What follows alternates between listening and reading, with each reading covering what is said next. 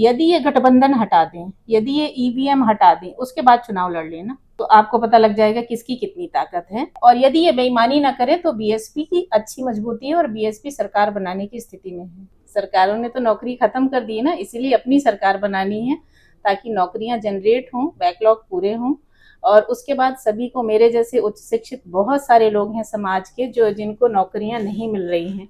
हालांकि सरकारें 1 करोड़ कभी 2 करोड़ हर चुनाव में वादा तो करती हैं, लेकिन कहीं नौकरियां हैं नहीं। जो थोड़ी बहुत नौकरियां हम लोगों के लिए हैं भी, उसको भी एनएफएस करके और खत्म कर देती हैं। हर एक बूथ हमको मजबूत करना है, पूरा संगठन को रीस्ट्रक्चर किया है बहन जी ने, और माननीय बहन जी है हर मीटिंग में यही निर्देश दे रही हैं और वो खुद उसकी समीक्षा कर रही हैं। यहाँ अनुशासन के लिए ही बीएसपी जानी जाती है कि बीएसपी की कितनी ताकत, एक्चुअली उनको अंदाजा है लेकिन वो जानबूझ के कमतर आंकते हैं, लोगों को दिखाना नहीं चाहते हैं कि बीएसपी इतनी ताकतवर। मान्यवर साहब ने चैलेंज को ही चैलेंज किया है और उसके बाद उसको सफलता हासिल की है। मेरे साथ बीएसपी की तेज तरार नेता और लगातार ये पीएचडी भी हैं और बहुजन समाज के मिशन मूवमेंट को भी समझती हैं, आंदोलन को भी समझती हैं। और लखनऊ में जब भी बीएसपी का कोई कार्यक्रम होगा तो आप डॉक्टर बेला को जरूर देखती होंगी। बीएसपी को लेकर कहा जा रहा है कि बड़ी तैयारी चल रही है और 2027 का जो विधानसभा चुनाव है उसको लेकर बीएसपी अभी से इस मतलब मिशन मोड में आ गई है। मैडम, स्वागत है आपका और बहुत बहुत शुक्रिया समय देने के लिए। आप लगभग 20 साल हो गए आपको बीएसपी में काम करते हुए? जी, बचपन से ही कह सकते हैं, मतलब जब से हम लोग समझे हैं तो बीएसपी में ही मतलब पूरा परिवार ही बीएसपी में था? हाँ जी। तो पिताजी ही जुड़े हुए थे? पिताजी जुड़े हुए थे, बीएसपी के कार्यकर्ता थे वो, हम लोग भी कार्यकर्ता हैं। पूरा परिवार? जी, पूरा परिवार। प्रोफेसर अहिरवार आपके भाई हैं बीएचयू में, वो भी मतलब जी जी जी, पूरा परिवार मिशनरी रहा है। और तब भी जब हमने समझा तो मतलब देश की राजनीति को, तो वो बीएसपी के थ्रू ही समझा।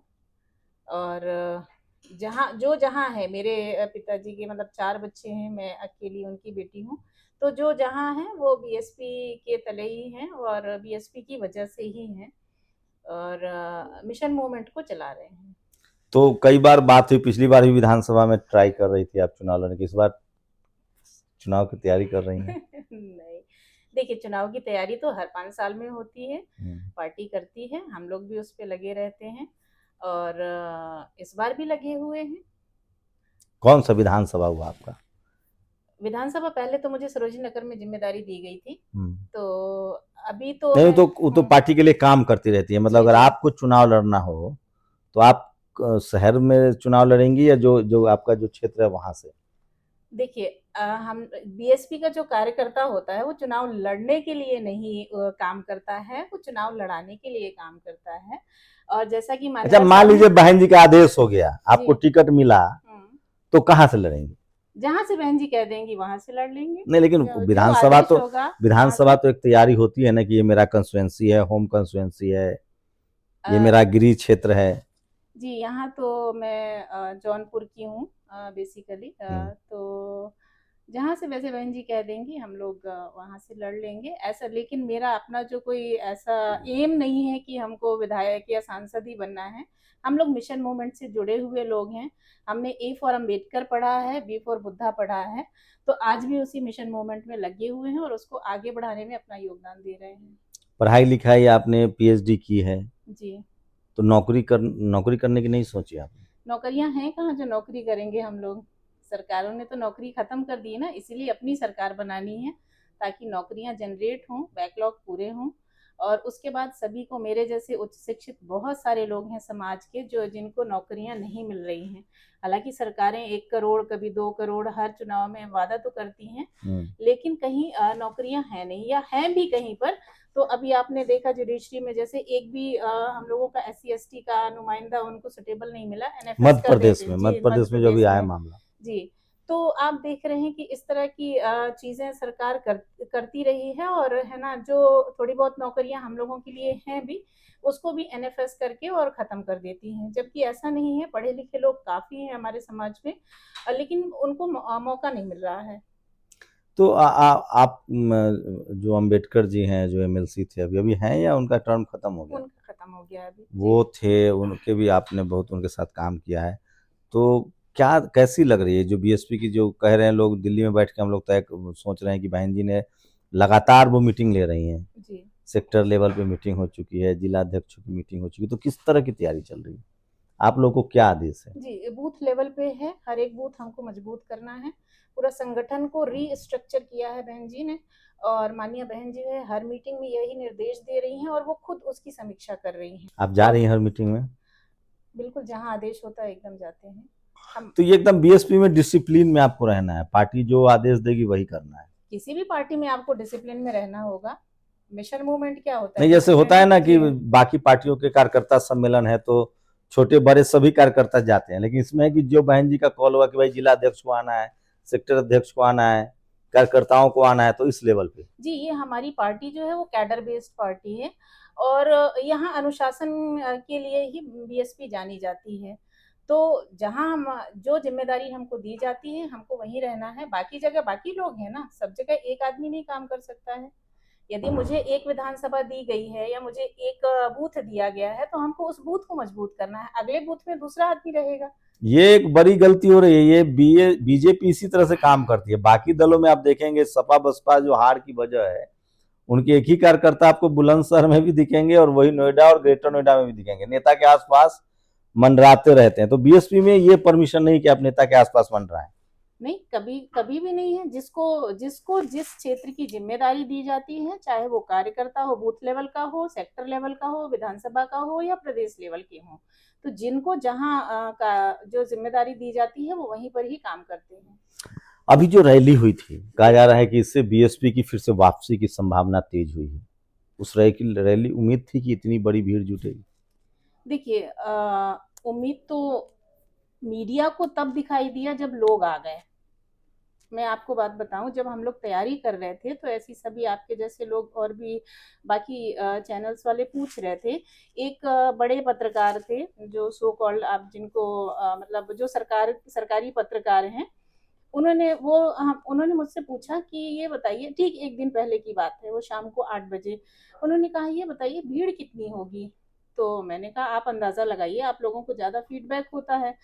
तो बोला कि ट्रोल करती हैं आप पत्रकारों को, मुझे भी ट्रोल कर रही है। तो उन्होंने कहा कि नहीं, जरूरी है ये। 25,000 लोग होंगे। तो मैं बोली कि यहाँ थोड़ी सी कुर्सियां जो आप लोगों के लिए, पत्रकार महोदयों के लिए जो कुर्सियां लगी थी, तो उनको लगा कि भीड़ शायद इतनी होगी। तो बोले कि 20 से 25,000 होगी। तो मैंने कहा कल आप जरूर आइएगा, है ना। अच्छा, ये 9 ये तारीख उनका कहना था कि 20-25,000 भीड़ होगी। भीड़ होगी। तो उनको ये मतलब इतने बड़े पत्रकार हैं, वो हर एक मतलब हर जगह उनकी उपस्थिति होती है, उनके लोग होते हैं, उसके बाद भी उनको अंदाजा नहीं होता है कि बीएसपी की कितनी ताकत। एक्चुअली उनको अंदाजा है, लेकिन वो जानबूझ के कमतर आंकते हैं, लोगों को दिखाना नहीं चाहते हैं कि बीएसपी इतनी ताकतवर है। कितनी भीड़ थी आपके हिसाब से? 12 से 15 लाख थी। आपने देखा ना भीड़? नहीं, मैं उस रैली में हम शामिल नहीं हुआ था, मैं जी रिपोर्ट कर रहा था, लेकिन मैं व्यस्तता की वजह से नहीं आ देखिए, पाया। सरकार के पास तो हमारे खूब आंकड़े रिपोर्टर्स हैं। थे वहाँ। जी, सरकार के पास तो खूब आंकड़े हैं। सरकार देखते हैं, आप कुंभ में तो मिनटों में गिनती हो जाती है, तो यहाँ रैली तो सबके सामने थी। बस वहां से कुछ ही दूरी पे सीएम हाउस है, तो सीएम मतलब उनको तो ज्यादा पता होगा कि कितनी भीड़ थी। हम लोग अच्छा, तो तो बीएसपी में इतना अनुशासन है कि लोग ये भी नहीं कहते कि हाँ मुझे चुनाव लड़ना है, मौका मिलेगा तो चुनाव लड़ेंगे। जो बहन जी का आदेश होगा वही सब करेंगे, जो माननीय बहन जी का आदेश होगा, जो हमारी नेता। लेकिन उम्मीदवारी की इच्छा तो जताएंगे ना कि हाँ मैं भी लड़ना चाहती हूँ। आप कितने, मतलब चलिए, आपकी पूरी नैरेशिंग बीएसपी में है, आपके परिवार के लोग हैं, आप सक्रिय रूप से कब से कार्य कर रही हैं? प्राथमिक मेंबर तो बनी होंगी आप बीएसपी की? प्राथमिक मेंबर तो हम तभी बन गए थे, ऑफिशियली पीएचडी के बाद मैंने पार्टी ज्वाइन किया? पार्टी ज्वाइन किया ऑफिशियली। अनऑफिशियली तो हम लोग हाँ, वो तो लगातार। ऑफिशियली कितने साल हो गए? ऑफिशियली मुझे 2014 से, तो मतलब 11 साल हो गए जी। लोग तो आज पार्टी बदल के टिकट ले लेते हैं, आप तो 11 साल से काम कर रही हैं। 11 साल क्या, 110 साल हो जाएगा तब भी हम लोग काम करते रहेंगे। और 84 से हम देख रहे हैं कि हमारे घर पे कैडर होता रहा है, और उसके बाद हम लोग कभी दावेदारी नहीं करते हैं। जो भी बहन जी का आदेश होता है, जो उनकी नजरों में लगता है कि हाँ ये कैंडिडेट जिताऊ है, और ये हमको एक सीट जीत के देगा, बहन जी उसको आदेश करती हैं और उसको टिकट हो जाता है। सब बहन जी के हैं तो हाँ। जी बिल्कुल। लेकिन ये जो पार्टी का स्ट्रक्चर था, अभी सुन रहे हैं कि सेक्टर लेवल से लेके अब ब्लॉक लेवल पे, जो पहले था कि जिला अध्यक्ष और जी सेक्टर प्रभारी, अब विधानसभा अध्यक्ष भी बनाया जा रहा है, ब्लॉक अध्यक्ष भी बनाया जा रहा है। नहीं, मैं आपकी जानकारी के लिए बता दूं कि जब से बीएसपी बनी है तब से बूथ लेवल से काम होता है। यहाँ पर बूथ होता है, जो बीएलओज होते हैं उसी तरह का एक बूथ होता है, और कई बूथ मिलके फिर एक सेक्टर बनता है। तो बूथ और बूथ कई लेवल, बूथ पे कितने पदाधिकारी होते हैं बीएसपी?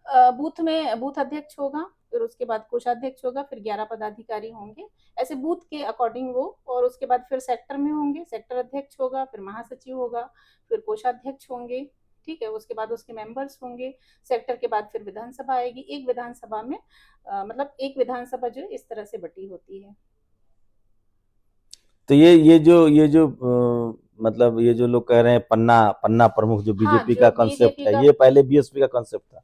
हाँ पहले बीएसपी का ही था, वहां से उन उन लोगों ने चुराया है और वहां से उन लोगों ने कॉपी किया है। नहीं, हम लोग तो ये मानते हैं कि जो मान्यवर साहब थे वो राजनीति के रसायन शास्त्री थे। अब बीजेपी उसी फॉर्मूले पर काम कर रही है, हर जाति से एक नेता ला के सामने खड़ा कर रही है।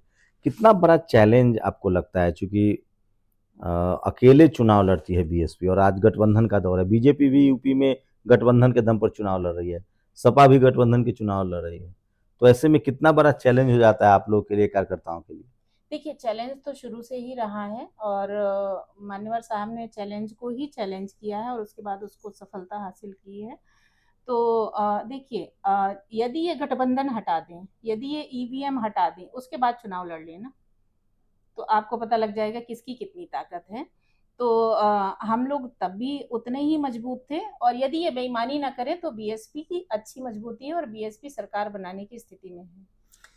तो मैं फिर कह रहा हूँ, बीएसपी के नेताओं को पर इतनी पाबंदियां हैं, इतना अनुशासन है कि वो मीडिया में भी तभी बात कर पाते हैं जब उनको परमिशन हो।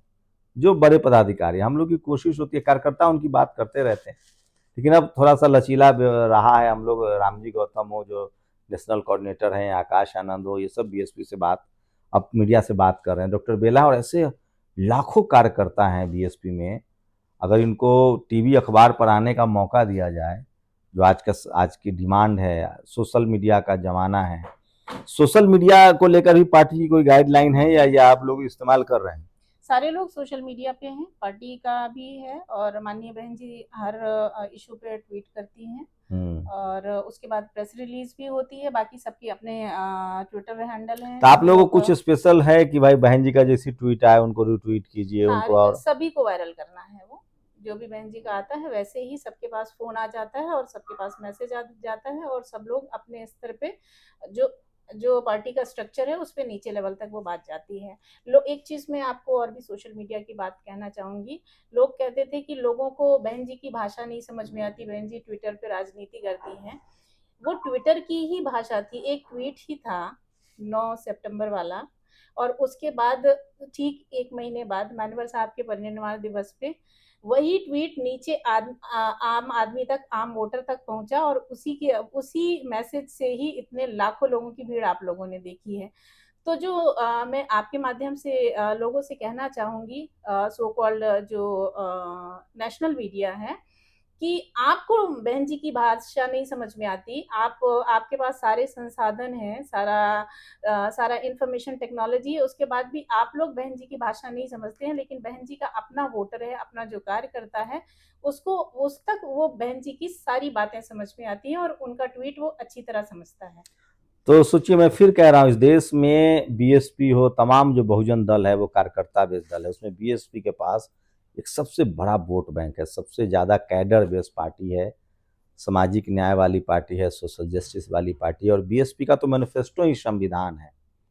लेकिन आप लोग बताइए कि क्या कमी रह जा रही है कि बीएसपी चुनाव में सीटों में तब्दील नहीं कर पा रही? बिहार में एक विधायक उनके जीते हैं, यूपी में भी अभी एक ही विधायक हैं, संसद में भी एक ही उनके मेंबर ऑफ पार्लियामेंट अब बचे हैं। आप लोग अपनी प्रतिक्रिया जरूर दीजिए। मुझे पता है नेशनल दस्तक को भी बीएसपी के सबसे ज्यादा समर्थक देखते हैं। आप लोग हमें कमेंट करके बताइए कि पार्टी को क्या करना चाहिए, क्या पार्टी को गठबंधन में जाना चाहिए, आम आप लोग की क्या राय है जो बीएसपी के समर्थक हैं, या बीएसपी जो अकेले चुनाव लड़ रही है वो स्टैंड अच्छा है, और इस बार 2027 के चुनाव में बीएसपी क्या सरकार बना पाएगी, ये बड़ा सवाल है। क्या बीएसपी की भी यूपी में वापसी होने जा रही है, क्योंकि बीएसपी यूपी से ही देश भर की पार्टी बनी थी। एक समय था जब बीएसपी राष्ट्रीय पार्टी, आज भी उसको राष्ट्रीय पार्टी का दर्जा है, और बीएसपी ने बिहार हो, मध्य प्रदेश हो, छत्तीसगढ़ हो, राजस्थान हो, दक्षिण भारत के राज्यों में भी सीटें जीती हैं। आप जम्मू से लेके और चेन्नई, गुजरात में सब जगह उत्तर दक्षिण पूरे देश में बीएसपी एक समय में उसने जीतने में कामयाब हुई थी। एक बड़ी पार्टी है, हर प्रदेश में उसका अपना दफ्तर है, कार्यालय है, प्रदेश अध्यक्ष है। अभी क्या करने की जरूरत है? अगर आप एक बीएसपी के सपोर्टर हैं या बीएसपी के सिंपैथाइजर हैं या पॉलिटिकल एनालिस्ट है, तो आप हमें कमेंट करके जरूर बताइए। शुक्रिया मैम हमसे बातचीत करने के लिए। लेकिन अब एक बैरियर टूटा है कि जो बीएसपी के जो नेता हैं वो अब मीडिया से लगातार रूबरू हो रहे हैं। पहले आरोप था कि मीडिया वाले बात नहीं करते हैं, हम लोग को लगा कि शायद मीडिया से वो बात नहीं करना चाहते, तो वो जो एक बीच में जो आइस फ्रीज था वो कम से कम अब ब्रेक हो रहा है। शुक्रिया मैम। Thank you. जय भीम। जय भीम। शंभू कुमार सिंह, नेशनल दस्तक, लखनऊ। दस्तक की आपसे गुजारिश है कि अगर इसको बचाना चाहते हैं तो नेशनल दस्तक को सब्सक्राइब करने के लिए रेड कलर के सब्सक्राइब बटन को दबाएं, फिर बेल आइकन की घंटी दबाएं। नेशनल दस्तक को बचाने के लिए बहुत जरूरी है कि हर खबर को शेयर करें, लाइक करें, कमेंट जरूर करें।